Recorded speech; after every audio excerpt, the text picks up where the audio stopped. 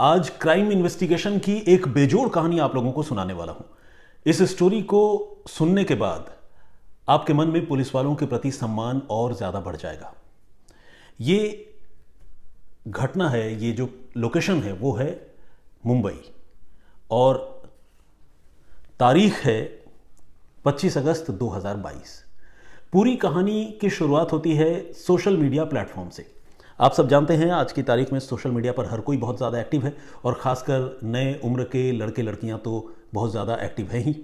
ऐसे ही एक social media platform पर 15 साल की एक लड़की की मुलाकात 21 साल के एक नौजवान से होती है। ये लड़की जो है वो मुंबई की ही रहने वाली है और ये जो नौजवान है वो भी मुंबई का रहने वाला है। बांद्रा ईस्ट में उसका घर है और इस नौजवान के साथ लड़की की सोशल मीडिया में मुलाकात होती है, थोड़ी बहुत बातचीत चैटिंग होती है और फिर दोनों बहुत अच्छे दोस्त बन जाते हैं और देखते ही देखते ये दोस्ती जो है वो प्यार मोहब्बत में तब्दील हो जाती है। तो एक स्कूल गोइंग चाइल्ड 15 साल की लड़की 21 साल के नौजवान संतोष मकवाना से प्यार करने लगती है।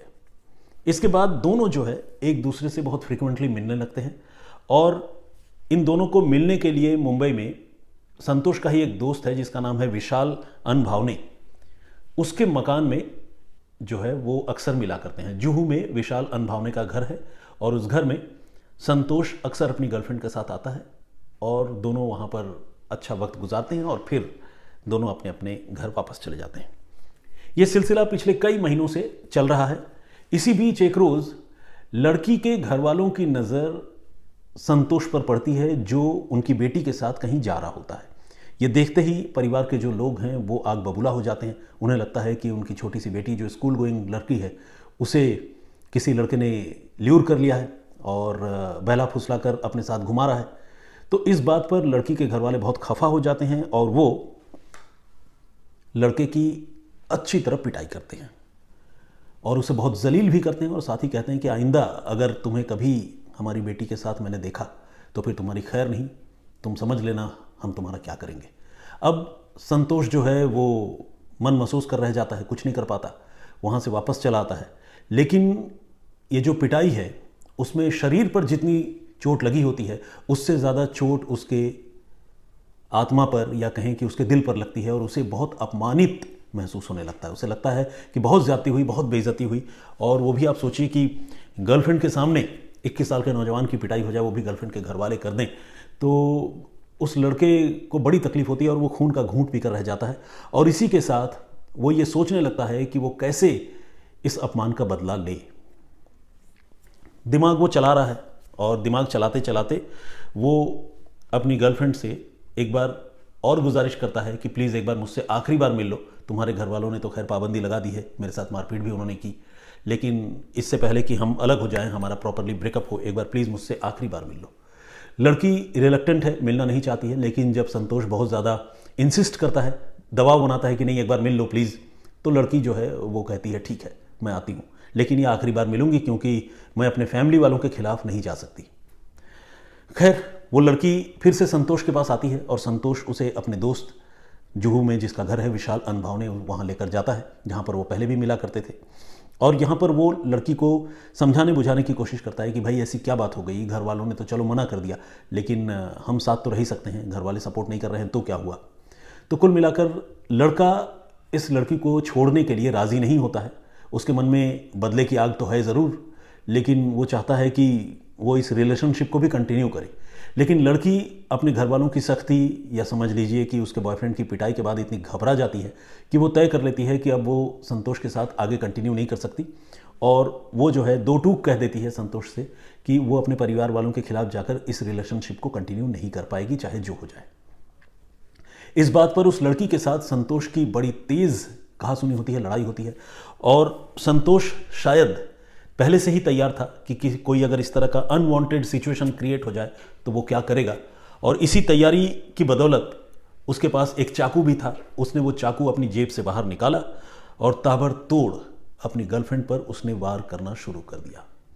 और जब वो अपनी गर्लफ्रेंड पर हमले कर रहा था, संतोष का जो दोस्त है विशाल अनभावने, वो भी वहाँ मौजूद था पास बगल वाले कमरे में। वो लौटा इन दोनों के पास और दोनों के पास आने के बाद विशाल ने उस लड़की को काबू किया, ओवर पावर किया, पकड़ लिया। और जो बॉयफ्रेंड था संतोष, उसने उस लड़की की ताबड़तोड़ चाकुओं से, वो तब तक उस पर चाकू बरसाता रहा जब तक कि वो बेजान होकर नीचे नहीं गिर गई। तो कुल मिलाकर बॉयफ्रेंड ने, या कह लें कि जिल्टेड लवर ने, अपनी गर्लफ्रेंड की हत्या कर दी। 15 साल की स्कूली बच्ची की हत्या। अब हत्या तो कर दी, ये भी नए उम्र के लड़के थे, इनके पास भी कोई बहुत ज़्यादा एक्सपीरियंस नहीं था, दिमाग जितना चला सकते थे उतना चलाया, और उन्होंने सोचा कि अब कैसे बचें। तो बचने के लिए उनको जो तरीका समझ में आया, उनको लगा कि इस लड़की का ड्रेस चेंज कर देते हैं सो दैट ये आइडेंटिफाई ना हो पाए। तो उन्होंने फिर लड़की की लाश जो है, उस लाश के सारे कपड़े चेंज कर दिए। स्कूल ड्रेस पे आई थी वो लड़की, लेकिन स्कूल ड्रेस निकाल कर उतार कर अलग रख दिया, और लड़की को विशाल के ही कपड़े, जिसके घर में यह हत्या हुई थी, उसी के कपड़े पहना दिए। और पहनाने के बाद एक बड़े से सूटकेस में उसकी लाश भर दी। लेकिन बेवकूफ़ी कह लीजिए, नासमझी कह लीजिए, इमैच्योरिटी कहिए, जो भी आप इसको नाम देना चाहें, पहचान छिपाने के लिए उन्होंने लड़की के कपड़े तो ज़रूर बदल दिए, लेकिन जो स्कूल ड्रेस था उस लड़की का, स्कूल के कपड़े थे, वो सारे कपड़े उन्होंने उसी सूटकेस में डाल दिए जिस सूटकेस में उन्होंने लड़की की लाश भरी। और फिर उस सूटकेस को उन्होंने अच्छी तरह से पैक किया, और पैक करके जुहू से निकले, और फिर अंधेरी पहुँचे, और अंधेरी से विरार की तरफ, जो लोकल ट्रेन या लोकल ट्रेन की लाइन है जो गुजरती है, उस तरफ जाने वाली एक लोकल ट्रेन में दोनों सवार हो गए। दोनों लड़के, संतोष और विशाल, और उनके साथ सूटकेस में बंद संतोष की गर्लफ्रेंड की लाश। इसके बाद ये दोनों लड़के मुंबई में विरार के रास्ते में एक जगह है नया गांव, वहाँ उतरे, और नया गांव में उतरने के बाद वहाँ से और आगे गए एक और लोकेलिटी जिसका नाम है परेरा नगर। उस परेरा नगर में उनको एक जगह पर घने जंगल दिखाई पड़े, और वो जगह जो है वो आबादी से थोड़ी दूरी पर थी, और उसी जंगल में उन्होंने ये सूटकेस जो है फेंक दिया। और सूटकेस फेंक देने के बाद ये दोनों लड़के वापस फिर से ट्रेन के सहारे जो है, ट्रेन में ही बैठकर वसई की तरफ आए। उधर घर वाले अपनी बेटी को ढूंढ रहे थे, क्योंकि बेटी 25 अगस्त को स्कूल जाने की बात कहकर निकली थी। 25 अगस्त 2022, यानी पिछले साल की यह घटना है। अगर मैंने पहले ना बताया हो तो एक बार मैं यहाँ पर बता देना चाहता हूँ, इसको काइंडली मतलब रजिस्टर कर लें, मतलब अपने जहन में रखें आप।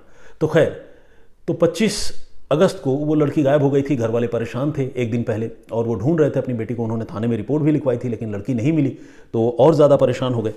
इस बीच लड़की की तो हत्या हो चुकी थी, आपको सब पता है। 26 अगस्त को, यानी एक दिन बाद, उस सूटकेस पर परेरा नगर में लोगों की नज़र पड़ी। वो सूटकेस जिस तरह से एक डेजर्टेड एरिया में, जंगली जगह पर रखा हुआ था, उसे देखकर ही लग रहा था कि शायद इसके पीछे कोई साजिश है, और सूटकेस में कोई ऐसी चीज़ है जो नॉर्मल नहीं है। ऐसा लोगों के मन में उस सूटकेस को देखते ही ख्याल आया। हो सकता है कि कुछ खून के धब्बे या कतरे भी लोगों को उसमें नज़र आए हों। तो लोगों ने पुलिस को फ़ोन किया, और जब पुलिस मौके पर पहुंची और सूटकेस को तमाम लोगों की मौजूदगी में खोला गया, तो वही बात निकली जिसका लोगों को डर था। सूटकेस में 15 साल की एक लड़की की लाश ठूंस कर भरी गई थी, और लाश पर चाकुओं के जख्म के निशान थे, खून था। क्लियर कट ये मामला मर्डर का था जो पुलिस ने देखा। और उस सूटकेस की जब पुलिस ने जांच की, तो पुलिस ने देखा कि सूटकेस में उस लड़की की डेड बॉडी के साथ ही एक स्कूल की ड्रेस भी जो है वो भी स्टैश की हुई है, यानी ठूंस कर रख दी गई है, सूटकेस के अंदर पड़ी है। पुलिस ने वो स्कूल ड्रेस रिकवर की, डेड बॉडी को रिकवर करके पोस्टमार्टम के लिए भिजवाया, और स्कूल ड्रेस की जांच करके पुलिस ने स्कूल के बारे में पता लगा लिया। अब जब स्कूल के बारे में पता लगाया, तो फिर पुलिस स्कूल पहुंची, और स्कूल पहुंचने के बाद जो लड़की स्कूल आनी थी नहीं आई, जिसके माँ बाप उसको ढूंढते हुए स्कूल भी पहुंचे होंगे, फिर उन्होंने रिपोर्ट लिखवाई होगी। उस परिवार के बारे में पुलिस को स्कूल से पता चला। उसके घर वालों को पुलिस ने इन्फॉर्म किया और कहा कि हमें एक डेड बॉडी मिली है, काइंडली आप एक बार आइए और पहचानने की कोशिश कीजिए, कहीं आपकी बेटी की लाश तो नहीं है। तो खैर, घर वाले भी कलेजे पर पत्थर रखकर पहुंचे पुलिस के पास, पोस्टमार्टम हाउस गए, और वहाँ उन्होंने देखा कि वाकई ये उन्हीं की 15 साल की बेटी की लाश थी जो एक रोज़ पहले स्कूल के लिए निकली थी। घर वाले बहुत डिसअपॉइंटेड हो गए, रोने पिटने लगे, बहुत दुख में डूब गए। पुलिस ने उनको सांत्वना दिया, और फिर पुलिस ने उनसे कहा कि ठीक है, बेटी तो आपकी वापस नहीं आ सकती, लेकिन आप प्लीज़ बताइए कि आपको किसी पर शक है जिसने आपकी बेटी की हत्या की होगी। कोई दुश्मनी आपकी किसी से? तो जैसे ही पुलिस ने यह सवाल पूछा तो घर वालों ने छूटते ही जवाब दिया कि हाँ, एक लड़का था जो उनकी बेटी को परेशान करता था और उन्हें पूरा यकीन है, शक तो नहीं बल्कि पूरा यकीन है कि उसी लड़के ने उनकी बेटी की हत्या की होगी, क्योंकि कुछ रोज़ पहले उन्होंने उस लड़के को बहुत डांटा फटकारा था और शायद जैसा उन्होंने पुलिस को बताया कि उन्होंने पुलिस को ये बताया कि बहुत डांटा फटकारा था और उसको वार्न किया था, चेतावनी दी थी कि कभी हमारी बेटी से दोबारा न मिलना। तो हो सकता है कि उसी लड़के ने ये हत्या की हो और उस लड़के का नाम संतोष मकवाना है। ज़ाहिर है घर वालों को उस लड़के के बारे में भी पता था, क्योंकि लड़के के साथ उन्होंने अपनी बेटी को रंगे हाथों देखा भी था, पकड़ा भी था और तभी तो लड़के की पिटाई भी की थी। अब पुलिस ने संतोष मकवाना के बारे में और ज़्यादा जानकारी पता करने की कोशिश की, तो ये जो लड़की के घर वाले हैं उन्होंने ही संतोष का मोबाइल नंबर भी पुलिस को दिया और घर का एड्रेस वगैरह दिया। पुलिस ने घर के एड्रेस पर भी टीम भेजी, लेकिन संतोष वहाँ पर नहीं था। मोबाइल नंबर जो पुलिस को मिला था वो मोबाइल नंबर भी स्विच ऑफ था। अब इस तरह की एक घटना जिसमें प्राइम सस्पेक्ट जो है पहली ही नज़र में एक लड़का हो, तो जाहिर है जो सस्पेक्ट है वो बचने के लिए अपना मोबाइल तो स्विच ऑन रखेगा नहीं, तो उसका मोबाइल जो है वो स्विच ऑफ था। और ये पुलिस के लिए एक बड़ा झटका था, क्योंकि पुलिस को ये समझ में नहीं आ रहा था कि मोबाइल स्विच ऑफ है तो अब वो संतोष को कैसे पकड़े और कैसे उस तक पहुँचे। तो एक बहुत बड़ा चैलेंज मुंबई पुलिस के सामने था। लेकिन जो इन्वेस्टिगेशन का तौर तरीका होता है और पुलिस जिस तरह से किसी भी मामले की जांच आगे बढ़ाती है, पुलिस ने उस मोबाइल नंबर को सर्विलांस पर डाल दिया, ताकि अगर वो मोबाइल किसी भी पॉइंट ऑफ टाइम में किसी भी जगह पर स्विच ऑन हो तो उसके बारे में पुलिस को जानकारी मिल जाए। पुलिस के इस एफर्ट का बहुत जल्दी नतीजा सामने आया। 26 अगस्त की ये बात है। 27 अगस्त को पुलिस ने ये देखा कि मोबाइल जो है वो सिर्फ 10 सेकंड के लिए स्विच ऑन हुआ। अब जैसे ही पुलिस को पता चला कि मोबाइल स्विच ऑन हुआ है, सर्विलांस के लिए उस मोबाइल को लगाया गया था, तो पुलिस ने फौरन ये पता करने की कोशिश की कि वो मोबाइल फ़ोन किस जगह स्विच ऑन हुआ, मुंबई के किस कोने में। लेकिन जब पुलिस ने सर्विस प्रोवाइडर से और तमाम जो दूसरे रिसोर्सेज हैं उससे पता किया कि भाई मोबाइल कहाँ पर स्विच ऑन हुआ है, तो उनको पता चला कि फ़ोन मुंबई में नहीं बल्कि गुजरात की राजधानी अहमदाबाद में है। अब अहमदाबाद में किस जगह है, उसके टावर की लोकेशन पुलिस ने पता करने की कोशिश की, तो पुलिस को यह पता चला कि अहमदाबाद में बिल्कुल रेलवे स्टेशन पर जो टावर है उस टावर के साथ ये मोबाइल फ़ोन कनेक्टेड हुआ था सिर्फ 10 सेकंड के लिए और फिर स्विच ऑफ हो गया। और जब ये फ़ोन स्विच ऑन हुआ वो टाइम था 5:42 42 5:42 सुबह के वक्त। अब पुलिस को ये लगने लगा कि हो सकता है कि ये जो संतोष मकवाना है जिस पर कत्ल का इल्ज़ाम है और उसका साथी विशाल वो भी फरार है, तो ये जो दोनों लड़के हैं ये हो सकता है कि ट्रेन से बैठकर मुंबई से चले गए हों और अहमदाबाद में ही उतरकर कहीं वो छिपने की कोशिश कर रहे हों। तो पुलिस की टीम ने अहमदाबाद टीम से कांटेक्ट किया, गुजरात पुलिस से कांटेक्ट किया मुंबई की टीम ने, और रेलवे स्टेशन के आसपास जितने सीसीटीवी कैमरे हैं, वो रेलवे स्टेशन के गेट्स पर लगे कैमरे थे, फिर आसपास के लॉज, होटल, रास्तों पर, उन सारे सीसीटीवी कैमरों की फुटेज पुलिस ने स्कैन करने की शुरुआत की। लेकिन आपको जानकर हैरानी होगी और थोड़ी निराशा भी शायद हो कि बड़ी मशक्क़त करने के बावजूद पुलिस को गुजरात में अहमदाबाद रेलवे स्टेशन के आसपास किसी भी सीसीटीवी कैमरे में ये लड़के नज़र नहीं आए। न तो वो ट्रेन से उतरते हुए दिखे, न कहीं बाहर जाते हुए दिखे, न किसी लॉज में, न रेस्टोरेंट में, कहीं पर भी वो लड़के नज़र नहीं आए किसी भी सीसीटीवी फुटेज में।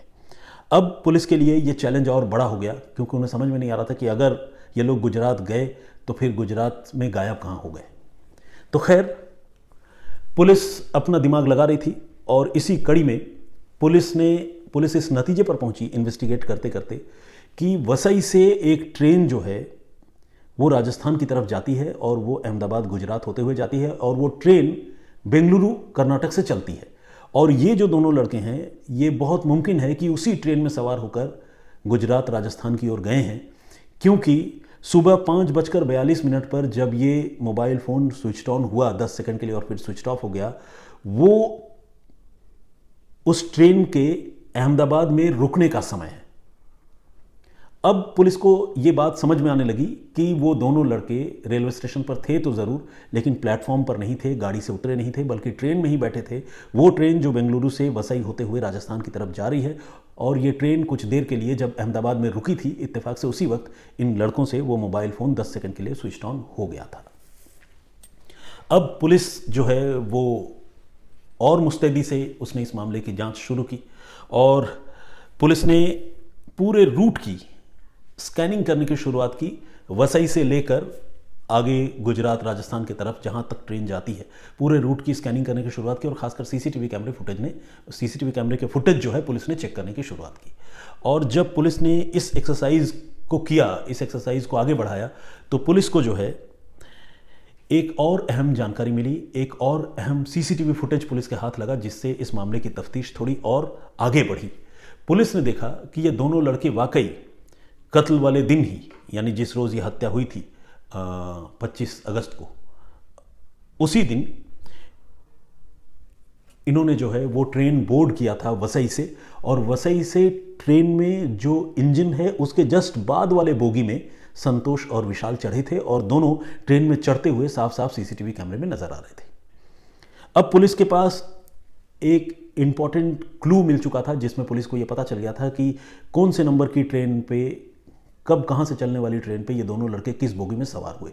अब एक तरह से ये पिन पॉइंट इंफॉर्मेशन था। पुलिस ने ये सारी जानकारी अहमदाबाद और उसके आगे जितने रेलवे स्टेशन हैं उसके तमाम रेलवे स्टेशन के पुलिस से शेयर की और कहा कि आप लोग प्लीज़ सीसीटीवी फुटेज देखिए, चेक कीजिए, ट्रेन को चेक कीजिए कि कहीं इस एज ग्रुप का या इस तरह दिखने वाला कोई लड़का आपको नज़र आता है या नहीं। तो अहमदाबाद मतलब गुजरात और राजस्थान की पुलिस, रेलवे पुलिस लगातार उस इलाके में जितने भी रेलवे स्टेशन हैं खासकर वहाँ के सीसीटीवी कैमरे चेक करती रही, लेकिन काफ़ी कोशिश करने के बावजूद और एक एक्सटेंसिव एक्सरसाइज करने के बावजूद कोई फ़ायदा जो है वहाँ की पुलिस को नहीं मिल पाया और इन दोनों लड़कों के बारे में कोई जानकारी नहीं मिली। तफ्तीश आगे बढ़ रही थी लगातार। इसी क्रम में मुंबई पुलिस को ये पता चला, मुंबई पुलिस ने यह भी सोचा कि आखिर ये दोनों लड़के अहमदाबाद, गुजरात या राजस्थान की तरफ क्यों गए, किसी और दिशा में क्यों नहीं गए। जब पुलिस ने इस एंगल पर सोचा और पता किया तो पुलिस को यह पता चला कि ये जो संतोष मकवाना है जिस पर कत्ल का इल्ज़ाम है, उसकी दादी अहमदाबाद से 146 किलोमीटर दूर पालनपुर में एक गांव में रहती है। पुलिस को जब ये जानकारी मिली तो पुलिस को लगने लगा कि हो ना हो ये दोनों लड़के ज़रूर पालनपुर में ट्रेन से नीचे उतरे होंगे। उसके बाद पुलिस ने पालनपुर रेलवे पुलिस से कांटेक्ट किया, मुंबई पुलिस ने, और उनसे कहा कि आप एक बार सीसीटीवी फुटेज चेक कीजिए, कहीं ये दोनों लड़के ट्रेन से नीचे उतरते हुए आपको अगर दिखे तो। पालनपुर ऑफ कोर्स बहुत बड़ी जगह तो नहीं है, तो जो वहाँ की रेलवे पुलिस है वो उसने सीसीटीवी फुटेज स्कैन करने की शुरुआत की, लेकिन इत्तेफाक से वहाँ किसी सीसीटीवी कैमरे में ये दोनों लड़के ट्रेन से नीचे उतरते हुए नहीं दिखे। शायद सीसीटीवी कैमरे का एंगल कुछ ऐसा रहा हो कि दोनों लड़के उतरकर किसी और रास्ते से निकल गए हों और वहाँ पुलिस को पता ना चला हो, यह भी हो सकता था। क्योंकि अगर इन लड़कों का कोई हाइड आउट या छिपने का अगर कोई ठिकाना हो सकता था जो पुलिस को अब तक की तफ्तीश में समझ में आया, वो पालनपुर में उनके दादी का घर ही हो सकता था। तो पुलिस जो है वो पालनपुर पहुंची, मुंबई की एक टीम, और उन्होंने संतोष के दादी के घर दबिश दी और दादी से और घर के दूसरे लोगों से पूछताछ की। मगर दादी ने साफ साफ इनकार कर दिया और बल्कि ये भी पूछने लगी कि भाई ये क्या बात हो गई, हमें तो पता ही नहीं, संतोष यहाँ आया नहीं। उन्होंने अपनी तरफ से भरसक पुलिस को कन्विंस करने की कोशिश की, उसकी दादी ने। लेकिन पुलिस को संतोष की दादी के बॉडी लैंग्वेज से, उनके बातचीत करने के तौर तरीके से ये शक होने लगा कि शायद ये बुजुर्ग महिला झूठ बोल रही है अपने पोते को छिपाने के लिए और उसके गुनाहों पर पर्दा डालने के लिए। ये बात पुलिस को लगा, लेकिन जब तक पोता अरेस्ट नहीं हो जाता या उनके घर में मिल नहीं जाता तब तक पुलिस उस बुजुर्ग महिला के खिलाफ भी कोई कार्रवाई नहीं कर सकती थी और न ही ज़रूरत से ज़्यादा सख्ती कर सकती थी, क्योंकि क्या पता, हो सकता है कि दादी सच बोल रही हो। तो खैर बॉडी लैंग्वेज से पुलिस को शक हो रहा था। इसके बाद पुलिस वहाँ से लौट कर आई। 3 या 4 दिन बाद जब पुलिस को लगा कि मामला थोड़ा सेटल्ड हो गया है तो पुलिस ने फिर से उसके दादी के घर में दबिश दी, और इस बार भी उनको निराशा हाथ लगी, क्योंकि वहाँ पर न तो संतोष मिला और न ही उसका दोस्त विशाल अनभाव ने। और उसकी दादी ने फिर से वही जवाब दिया कि उसे पता नहीं, आप लोग पता नहीं क्यों यहाँ आकर उन्हें परेशान कर रहे हैं। तो पुलिस मुंबई की जो थी वो निराश होकर पालनपुर से अब लौटने की तैयारी कर रही थी। इसी बीच इस मामले में एक मेजर ट्विस्ट हुआ ये कि पुलिस के पास एक एनोनिमस कॉल आया, एक गुमनाम नंबर से पुलिस के पास एक फ़ोन आया, और उस फ़ोन करने वाले आदमी ने यह कहा कि 2 लड़के, वही 20 से 22 या 25 के एज ग्रुप के, उन्होंने वाकई पालनपुर में उस महिला के घर में देखे हैं जिस महिला के घर आपकी पुलिस टीम 2-2 बार छापेमारी करके लौट चुकी है। ये जानकारी जब पुलिस को मिली तो पुलिस ने उस आदमी से पूछा कि भाई आप कौन हैं। वो आदमी पुलिस को शुरू में तो कुछ भी बताने से इनकार कर रहा था, लेकिन जब पुलिस ने उसे भरोसे में लिया तो उस आदमी ने अपनी पहचान बताई। वो एक ऐसा आदमी था जिसका संतोष की पालनपुर में रहने वाली जो दादी है उसके साथ कोई प्रॉपर्टी को लेकर डिस्प्यूट चला रहा था। यानी एक तरह से देखा जाए तो ये पुलिस को जिसने भी फ़ोन किया वो आदमी संतोष की दादी का दुश्मन था या विरोधी था। अब उसको लगा कि यही मौका है, संतोष की दादी के लिए भी थोड़ी मुसीबत खड़ी हो जाएगी और जो गुनहगार लड़के हैं वो भी पकड़े जाएंगे। और उसने कुछ यही सोचकर पुलिस को खुफिया तरीके से फ़ोन कर दिया। और जब इस बार पुलिस को फ़ोन किया और बिल्कुल पिन पॉइंट इन्फॉर्मेशन पुलिस को मिली, पुलिस का भी कॉन्फिडेंस बढ़ा, तो पुलिस की टीम ने तीसरी बार संतोष की दादी के घर पालनपुर में दबिश दी और इस बार इत्तेफाक से संतोष और विशाल दोनों वहाँ पर मिल भी गए।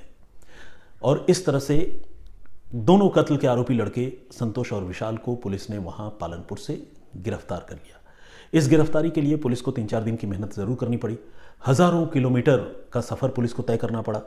हज़ारों किलोमीटर में लगे सैकड़ों सीसीटीवी फुटेज पुलिस ने स्कैनिंग की, कैमरों की फुटेज पुलिस ने स्कैनिंग की और लगातार मोबाइल को ट्रेसिंग पर पुलिस ने लगा कर रखा। शुरू से ही इस मामले में पुलिस के लिए इतना तो क्लियर था कि कत्ल जो है वो संतोष मकवाना ने ही किया है, लेकिन संतोष को जब तक गिरफ्तार नहीं कर लिया जाए, जब तक उससे पूरी कहानी सुन नहीं ली जाए, तब तक जो है पुलिस भी किसी फाइनल कंक्लूजन पे नहीं पहुंच सकती। तो इसीलिए पुलिस का संतोष को पकड़ना भी बहुत ज़्यादा ज़रूरी था और अगर वो गुनहगार था फिर तो पकड़ना ज़रूरी था ही, क्योंकि उसे सज़ा भी दिलाना था। तो इस तरह से पुलिस ने आखिरकार तकरीबन 4 से 5 दिनों की मशक्क़त के बाद, बल्कि मैं तो कहूँगा 1 हफ्ते की मशक्क़त के बाद, क्योंकि एग्जैक्ट उसकी अरेस्टिंग का डेट मुझे नहीं पता है, 25 अगस्त को हत्या हुई थी और इसके बाद वो पकड़ने की कोशिश इन लोगों ने शुरू की और तकरीबन हफ्ते भर के बाद पुलिस दोनों कातिलों को गिरफ्तार करने में कामयाब हो गई।